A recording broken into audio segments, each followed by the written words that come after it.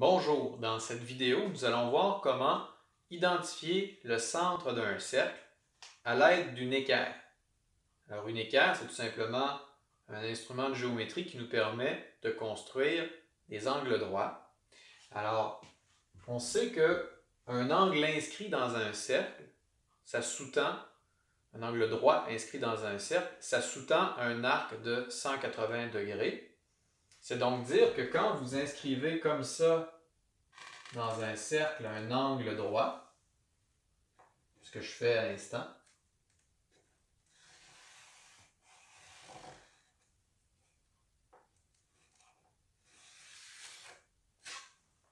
Donc, je vais poursuivre.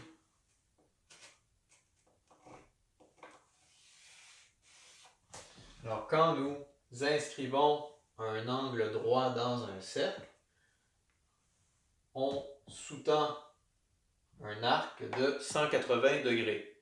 Alors, en reliant ces deux extrémités, ça signifie qu'on aura tracé un diamètre du cercle. Donc, c'est ce que je fais. Je trace le diamètre du cercle.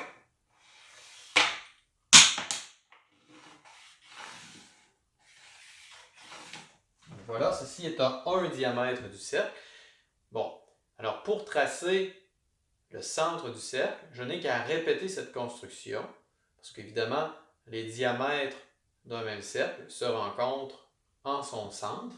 Alors je vais aller choisir évidemment un point. Je ne vais pas prendre un point qui est tout près de celui que j'ai choisi, tout simplement parce que ça va donner lieu à des diamètres qui s'intersectent, mais qui s'intersectent en un point qui va être un peu plus difficilement identifiable. Hein? Regardez, si vous placez, au lieu de placer notre équerre comme ça, si on la place juste comme ça devient un petit peu plus difficile d'aller identifier correctement le bon point. Donc, si vous prenez des diamètres qui s'intersectent de manière plus franche, donc plus près de 90 degrés, il y aura moins d'ambiguïté, si on veut, pour identifier clairement le point en question.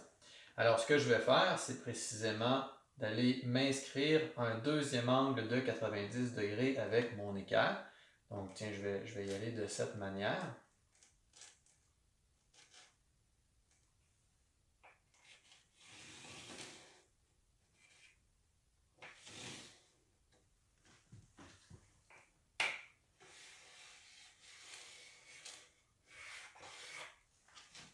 Donc, j'ai ici un angle de 90 degrés. Donc, quand je vais relier ce point avec celui-ci, ça va donner lieu à un autre diamètre.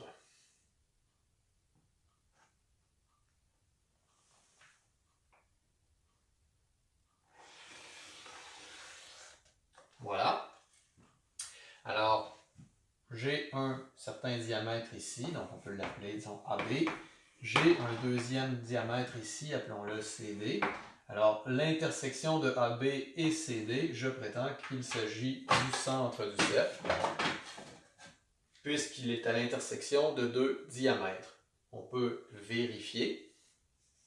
Si on place notre pointe sèche en haut, on vient choisir un point quelconque. Si je trace le cercle en question, on voit bien, je repasse où je suis déjà passé.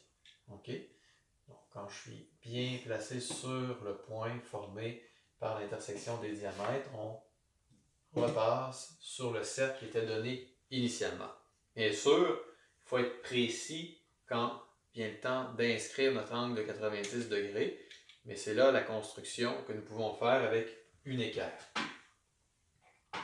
Si nous avons seulement comme instrument une règle non graduée et un compas, il est aussi possible d'aller identifier correctement le centre d'un cercle. Et voici comment.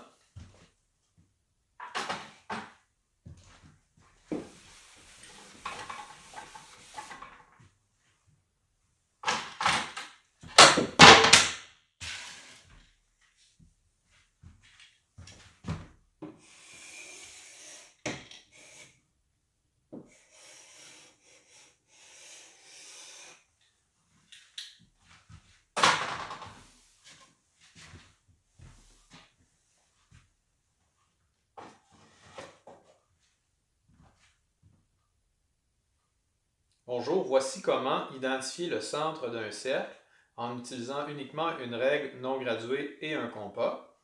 Alors, ce que nous pouvons faire d'abord, c'est choisir, disons, 3 points, A, B et C, situés sur le cercle. On essaie de les choisir de manière assez distribuée, assez bien distribuée, donc pas tous collés. Ça va être plus facile d'avoir une construction précise dans ce cas-là. Alors, pour identifier le centre du cercle, ce que nous faisons, c'est tout simplement se rappeler que la médiatrice d'un segment, c'est formée de tous les points qui sont à une même distance de 2 points donnés. Alors, pour aller identifier le centre de mon cercle, je vais construire la médiatrice de AB.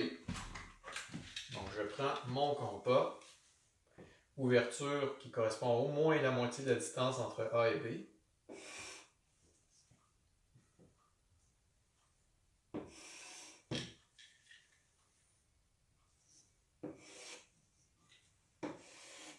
OK. Donc, en reliant ces 2 points, je viens tracer la médiatrice de AB. Alors, je sais que le centre du cercle est situé quelque part sur cette droite. Je répète la construction de la médiatrice pour, disons, le segment BC. J'aurais pu aussi choisir la médiatrice du segment AC, ça c'est au choix. Donc je prends mon compas, ouverture correspondant à au moins la moitié de la distance entre B et C. Je trace un arc de cercle comme ça. Je peux tout de suite aller tracer l'autre arc de cercle comme ça ici. Je viens tracer mes 2 autres arcs. Je ne l'ai pas tracé assez grand. Comme ceci. Donc je m'en viens placer mon arc comme ça ici.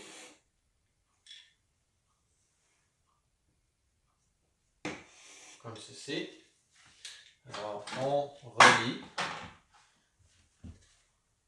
pour former notre deuxième médiatrice.